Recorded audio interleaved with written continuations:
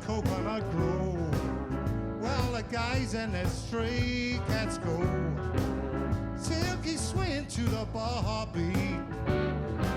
You're like a vision in this Miami heat. Everybody needs somebody. Hope you come away with me. Need some time to be on my own, but I can take you away with me.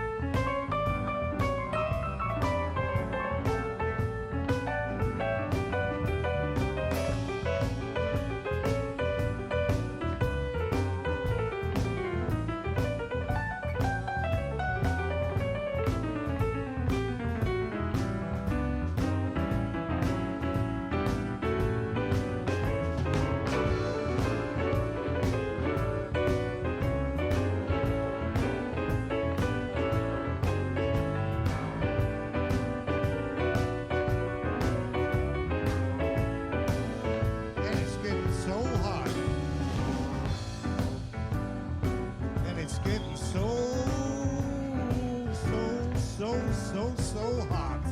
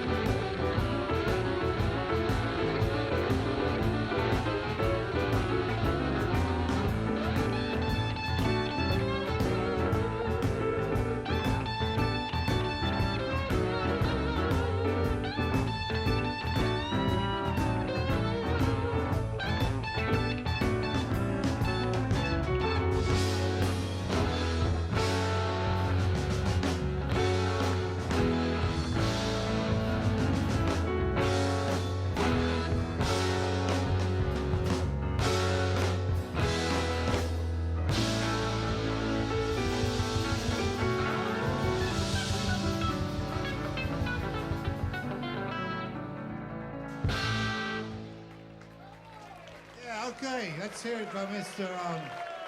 Denny Newman on vocals and guitar, Michael joining in there on the backup vocals, and Max on the piano. Thank you very much. Live aus der Mülli-Hunziker, liebe Leute, schön seid ihr dabei, herzlich willkommen. Ich bin ganz sicher, dass ein paar Gitarrenfans heute Abend feuchte Hände werden bekommen, wenn sie sehen, wer neben mir sitzt und wer hier auf der Bühne ist. Es ist einer der ganz grossen Gitarristen von der Rockgeschichte, der mit dem Bob Dylan, mit dem John Mayall, mit den Rolling Stones zusammen gespielt hat. 5 Jahre mit den Rolling Stones. Und es gibt ganz viele Leute, die sagen, dann hat Rolling Stones richtig gut getönt. Sein Name ist Mick Taylor. Thanks for being here. Welcome to the show, Mick. It's good to be here, finally. Everybody knows that you're a famous guitar player, but the first instrument that you played wasn't a guitar, was it? Well, it's the first instrument that I learned to play properly. Yeah. The first instrument I played was the piano. Yeah? Yeah. So why did you leave the piano? Were you not a talented piano player? The interesting thing is that now, in fact, for the last, since the early 1990s, I taught myself to play piano, and I've played piano a lot. Yeah. And a lot of the songs that I write and the compositions that I write, I tend to write on the piano and then transpose them to the guitar. Okay. But I never developed that skill as a youngster. But I started playing the guitar seriously when I was about, not too seriously, but You were a young guy then. I started playing when I was about 10 years old. It completely ruined my education. And Why? well, because instead of studying and working hard at school, I got distracted by my love of music, if I can put it that way. When you... There's only three things that I really loved about school, and that was The teacher? No, The I female teacher. I never fell in love with the school teacher. No. So what did you like about I think school? I probably have fallen in love with a school teacher, you know, in my life, but certainly not at school. No, I was very good at football, and Okay. and I was extremely good at and gifted at music. So that's why I started playing the guitar. When you first held a guitar in your hands, did you realize that that was the thing that you were going to do for maybe the I say didn't dramatically the rest of your life? I didn't realize it immediately, no. But when I first started playing the guitar, I'm self-taught, and I learnt mostly by listening to records, and I listened to the Beatles songs and Tamla Motown stuff, and I learnt all the chord structures. By yourself? Yeah, so for quite a long time. I mean, relatively speaking, anyway, because we're talking about between the age of 10 and 14. I learnt how to play rhythm guitar first, and then I gradually gravitated towards the blues, because I was very curious about where people like Elvis Presley and Jerry Lee Lewis and other 1950s rock and roll icons got their music from.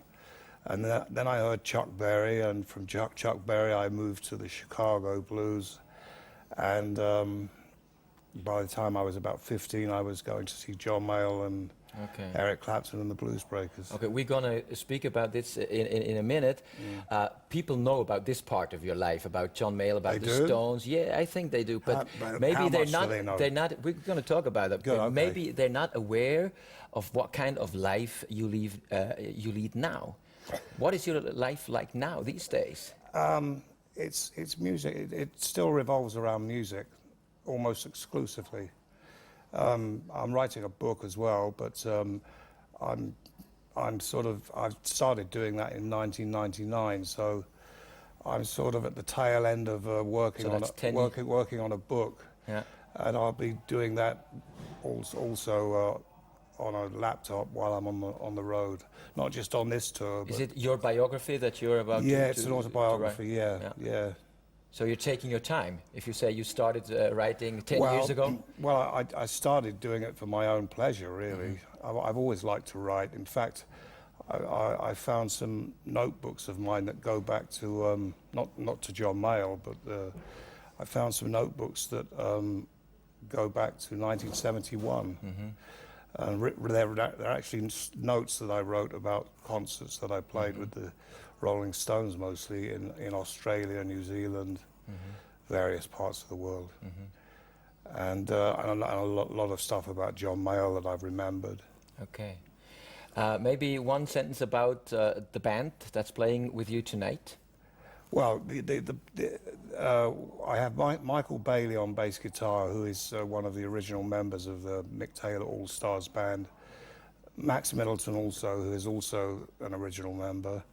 Jeff Allen on the drums, who's been making that racket while we've been trying to get this set up. And Denny Newman on guitar and vocals. And Mick Taylor. And myself.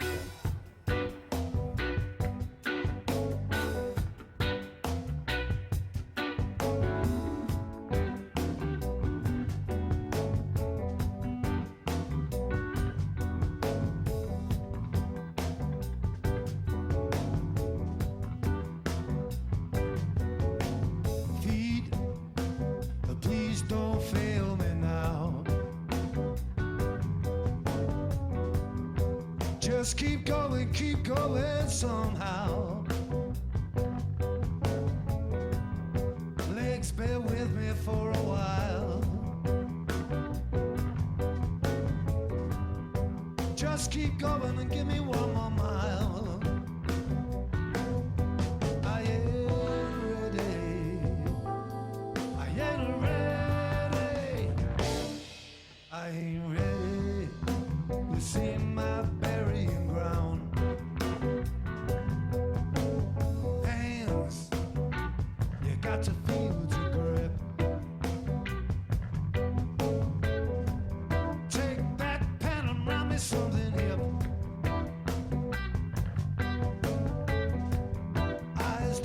close my seeing door. I'm still here and need a witness more. I ain't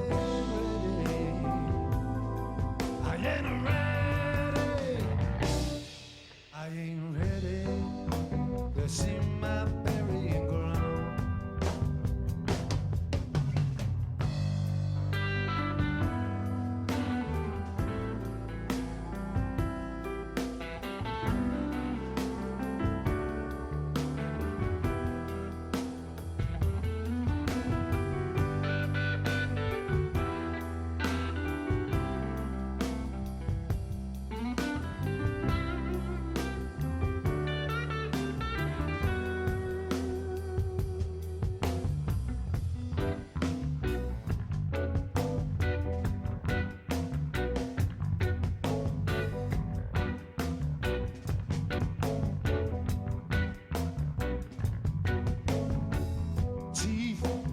Crack on any bone. Leave that chewing boat alone. Lungs, don't you get no bad disease. Please, please, please. I ain't ready. I ain't ready. I ain't ready to see my burying ground.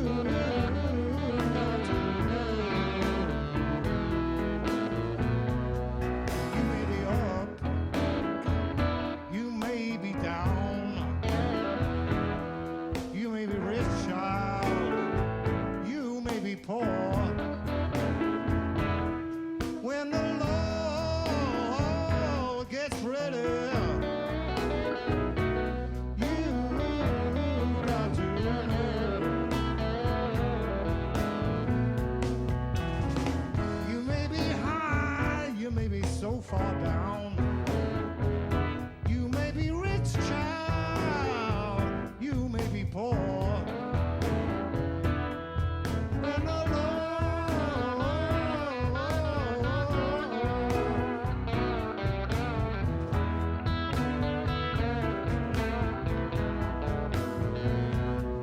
well, it's two trains coming.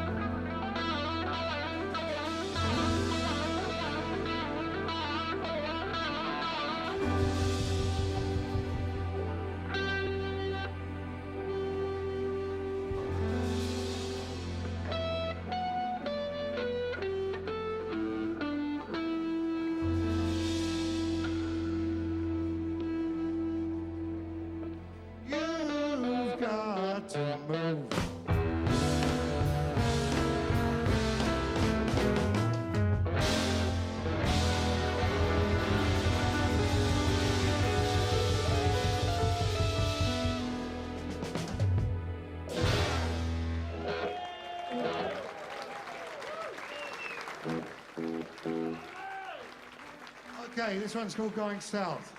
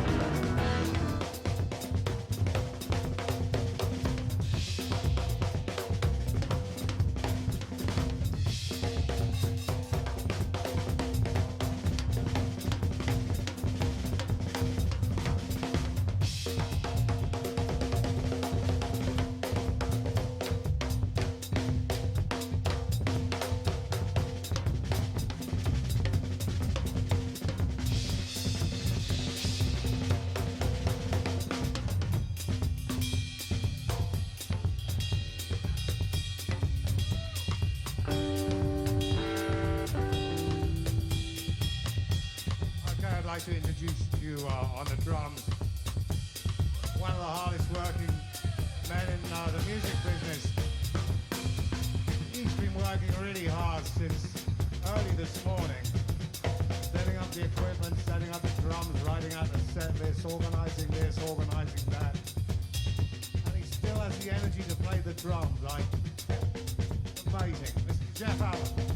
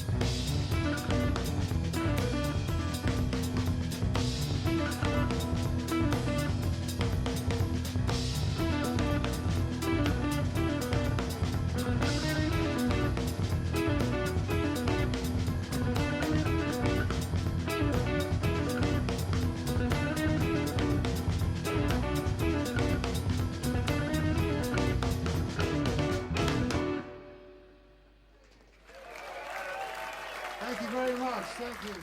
How old were you when you were asked to play with John Mayall? 17. I just turned 17. So you were a teenager.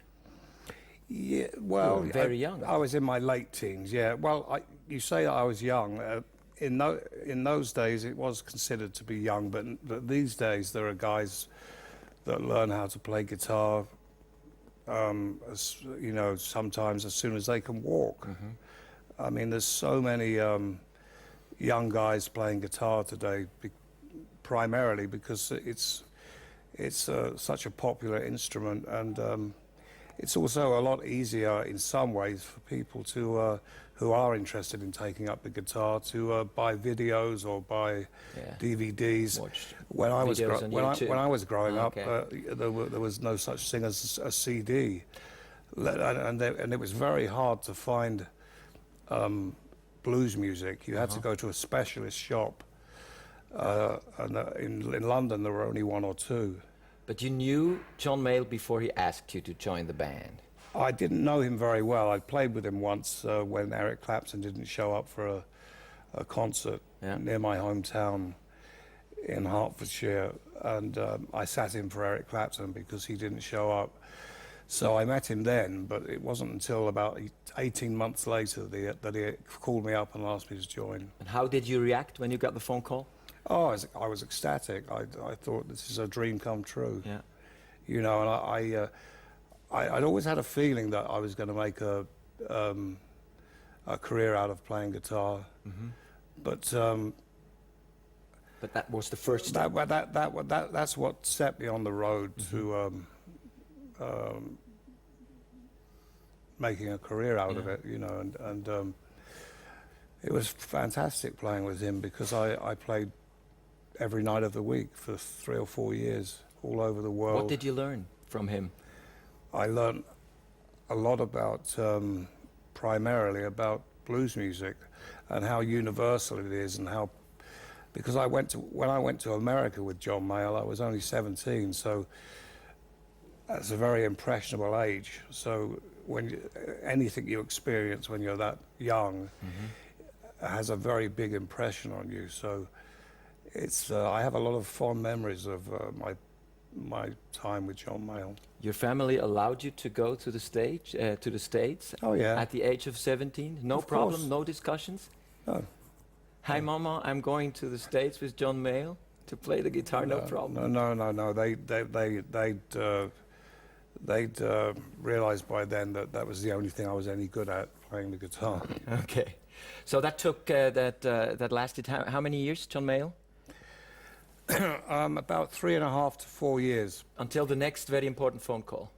Well, there was a little bit of a few months gap after I left John Mayall before he actually called me up and told me that the Rolling Stones were looking for somebody to do a session. So I went along to play with them, thinking that I was going to be playing at a session. Yes.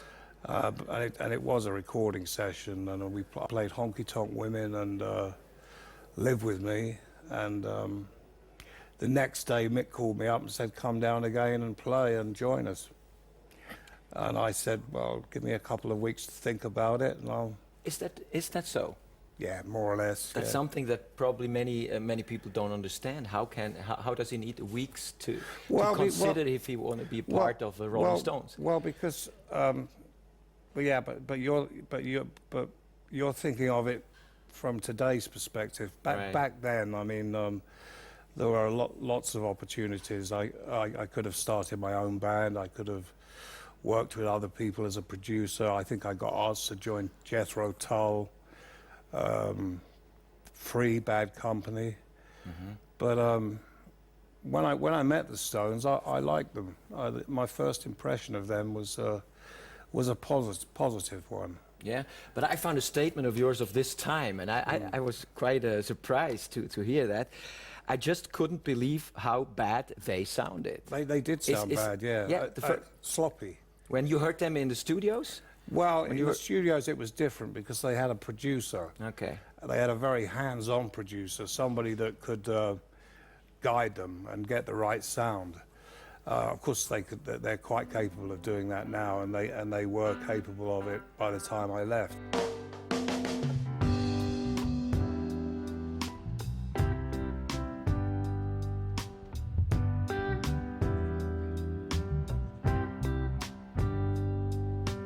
People get ready, there's a train a-coming. Don't need no luggage, you just jump on board. All you need is faith, your diesel's humming. You don't need no ticket, just thank the Lord.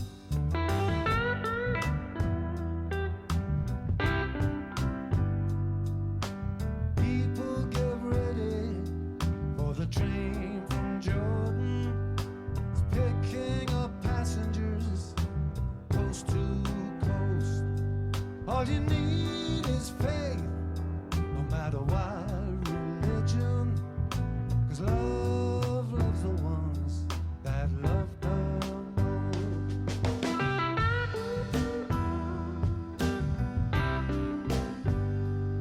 And I've been waiting for a change to come, for Gabriel to blow his horn.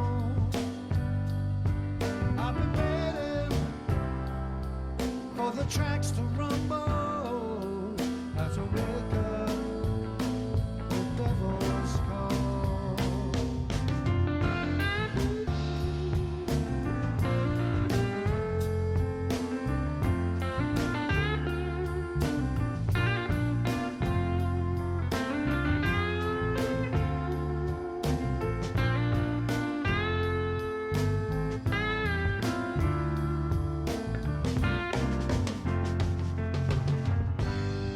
There ain't no carrots for a willing sinner who would hurt all mankind just to save his own. Have pity on him whose chances are thinner. There ain't no hiding from the kingdom's throne.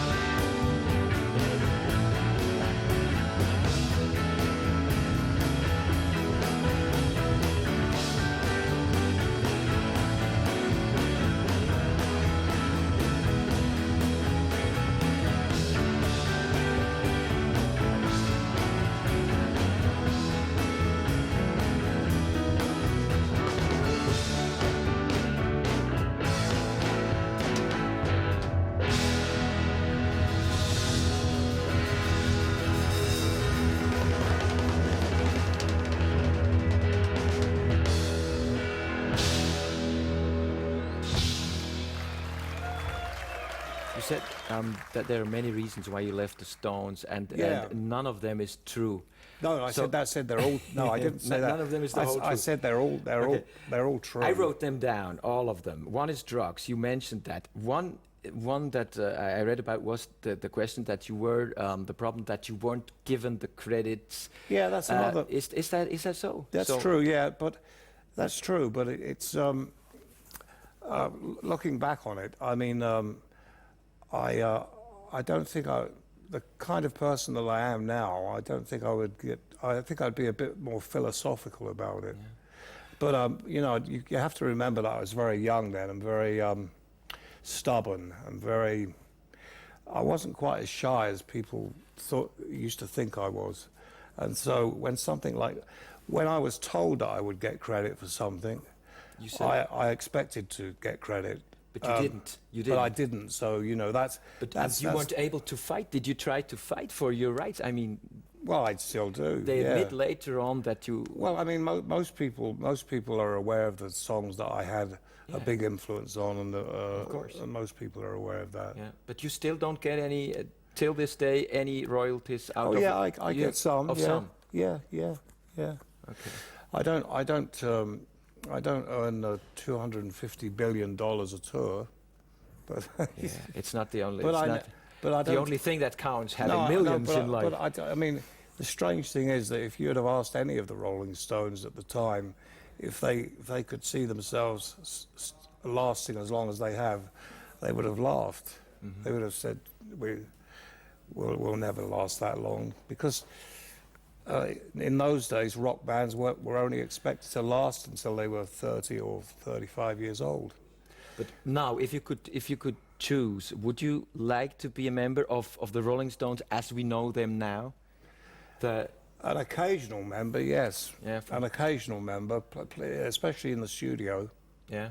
Yeah. But you're not. Are you still? Do you keep in touch? Or? Well, I keep in touch with Bill. In fact, I'm fortunate enough to have had the opportunity to play on some of his albums, and I've even done a couple of shows with him. I did one last year in Amsterdam at the Heineken Music Hall with Bill and the Rhythm Kings. Okay. Do you have any answers left? Answers? Yeah, because these were my questions. No. You want to say maybe one statement about Altamont? A very tragic experience. Yeah, it was awful. Do you remember? Yeah, of course I do. I remember everything in graphic, vivid detail. Everything. Yeah. It was a bad idea to do a show there. Yeah. It was a very bad idea because we'd finished our 1969 tour, and we were actually in the recording studio doing Brown Sugar and a couple of other Wild Horses in Muscle Shoals, Alabama, and some people in San Francisco that were loosely associated with the Grateful Dead called up somebody in the Stones organization and said, why don't you come back and do a second show festival in San Francisco? So it was all hurriedly put together, and it was to be a free concert. Free concert, yeah. It was a bit too free. I mean, you know, it was so chaotic. I mean, they never ever did anything like that again. You know, it was the end of the peaceful '60s. You can say. Yeah. Well, everybody says that. Yeah, it was. I mean, there are other there are other concerts that have gone quite bad, but none that are quite as famous as that one. And when you were on stage, did you realize what was happening? Oh yeah. With this young man, but you couldn't see it. Oh yeah. Well, you couldn't. I mean, you couldn't see exactly what was happening, but I remember seeing a guy in a lime green suit, you know, running towards the stage, and I saw him being dragged down to the ground. But I don't think anybody realized what had happened until when did you realize? The next day. The next day. Yeah. And of course, that incident has been sort of made famous and immortalized by the movie Gimme Shelter. Gimme Shelter, right. Okay. Thank you very much. My pleasure. Good. Der Mick Taylor und seine Band. Und wir gehen zurück auf die Bühne und wir sehen uns das nächste Mal zu Live aus der Müllihonzigkeit.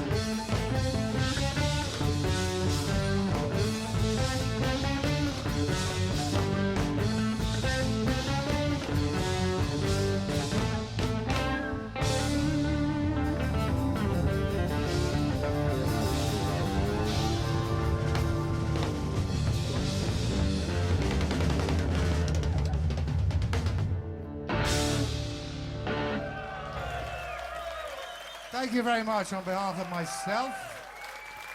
Mr. Denny Newman over there on the guitar and vocals. Michael Bailey on bass guitar and vocals. Jeff Allen, who's very vocal, and who I think has played the drums superbly tonight. Mr. Jeff Allen on the drums. And over here, the best dressed member of the band tonight, Mr. Max Middleton.